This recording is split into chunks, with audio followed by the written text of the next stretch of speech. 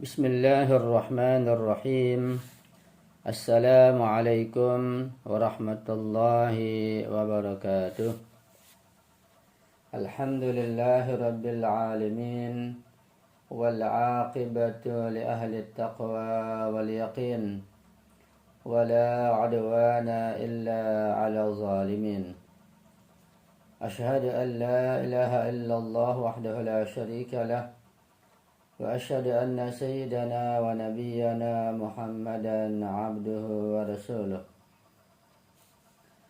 اللهم صل على فاطمة وأبيها وبعلها وبنيها والسر المستودع فيها بعدد ما أحاط به علمك. اللهم كن لوليك الحجة بن الحسن صلواتك عليه وعلى آبائه في هذه الساعة وفي كل ساعة وليا وحافظا وقائدا وناصرا ودليلا وعينا حتى تسكنه أرضك طوعا وتمتعه فيها طويلا برحمتك يا أرحم الراحمين. Rabbi syrah li sadri wa yassir li amri wahlul 'uqdatam min lisani yafqahu qawli, amma ba'du. Ma'asyiral muslimin wal muslimat rahimakumullah.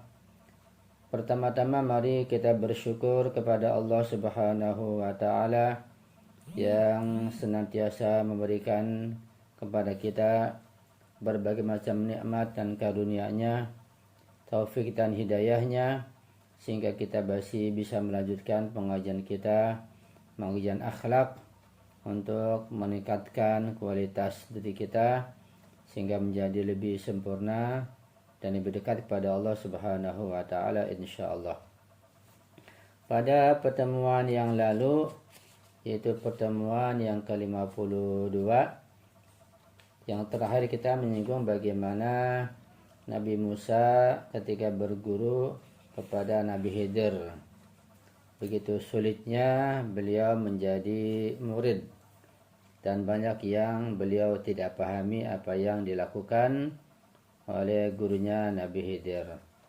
Dan kita sudah membacakan beberapa poin terkait masalah itu, dan sekedar tambahan mengenai keterangan antara Nabi Musa dan Nabi Khidir saya akan tambahkan di sini.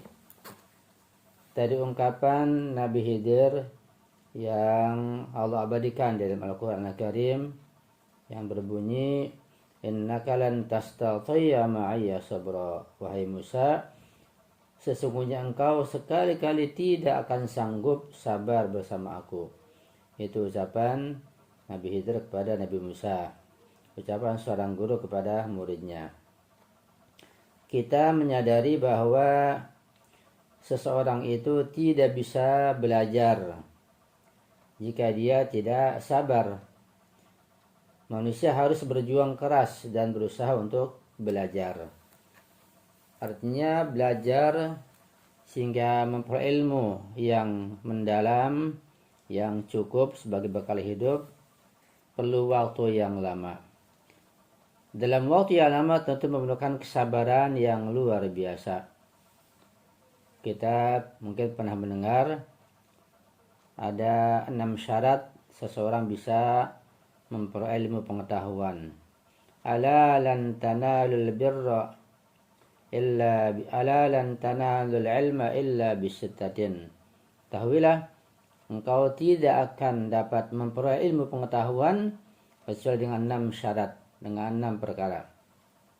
Sa'umbika an majmu'iha bi bayanin. Aku akan jelaskan dengan penjelasan berikut ini.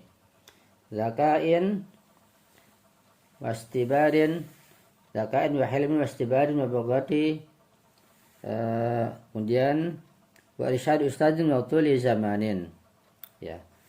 Di antaranya adalah bahwa menuntut ilmu itu memerlukan kecerdasan.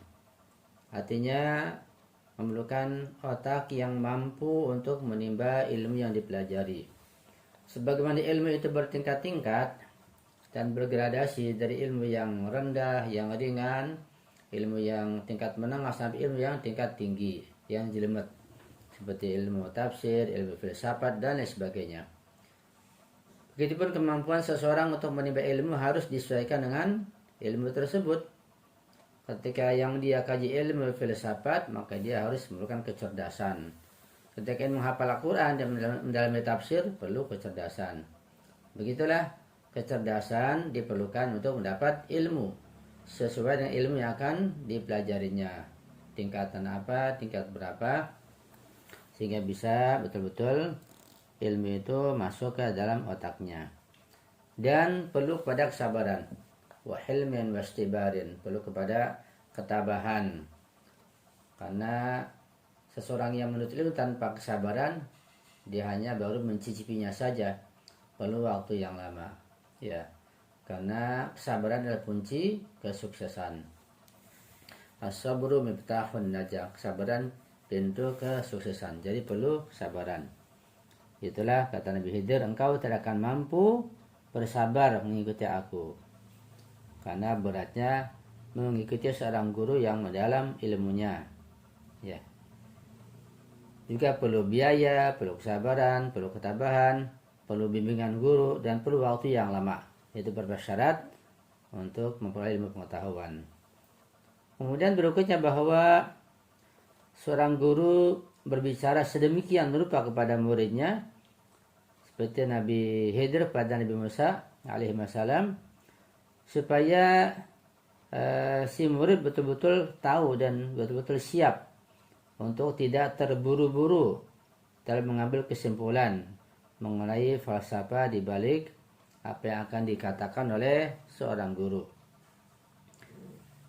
Terkadang dan bahkan sering terjadi murid itu salah dalam menyimpulkan apa yang disampaikan oleh guru, dan tidak sedikit terjadi kesalahpahaman, ya, atau gagal paham misalnya, sehingga terjadi perbedaan pendapat antara murid itu sendiri. Ini sering terjadi. Karena itu diperlukan konsentrasi yang sungguh-sungguh sehingga apa yang disampaikan oleh guru tidak disalahpahami.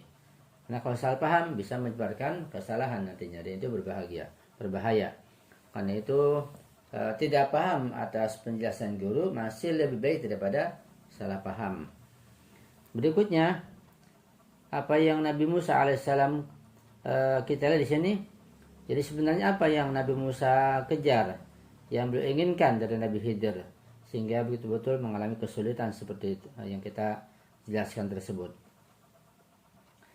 Nah, di sini Nabi Musa mencari guru yang baik, mencari guru yang betul-betul bisa memudahkan, mengajarkan ilmu kepadanya dengan seikhlas mungkin. Nah, ini mengajarkan kepada kita bahwa kita harus sangat sabar demi mendapatkan guru yang baik. Kita juga telah membaca dalam hadis bahwa kita tidak boleh mencari ilmu dari sembarang orang, tetapi kita harus berusaha untuk mencarinya dari sumber-sumber ilahi, seperti ajaran para imam ma'sum alaihissalam. Kemudian Nabi Musa alaihissalam, kita lihat di sini dalam kisah yang sudah kita baca di dalam surah Al-Kahfi, merasa keberatan dengan tindakan gurunya Nabi Khidir ketika dia membocorkan perahu, ketika dia membunuh seorang anak, atau ketika Nabi Khidir memperbaiki dinding tembok yang sudah hampir roboh. Dan begitulah seterusnya. Kenapa? Karena beliau tidak paham, ya. Jadi jangan tergesa-gesa menyimpulkan bahwa gurunya salah, gurunya keliru, ya. Itu kita perlu juga memperhatikan seorang guru dengan baik, ya. Artinya kita dalam memilih guru pun harus berhati-hati. Kalau kita yakini guru itu paham, kita telah yakini guru itu orang yang alim, maka kita akan tenang mengikutinya. Karena itu kita tidak boleh memilih dan mengikuti asal seorang guru saja, tidak memperhatikan bagaimana akhlak gurunya, kedalaman ilmunya, dan sebagainya. Ya, ini pelajaran buat kita dari kisah Nabi Khidir dan Nabi Musa alaihi wassalam.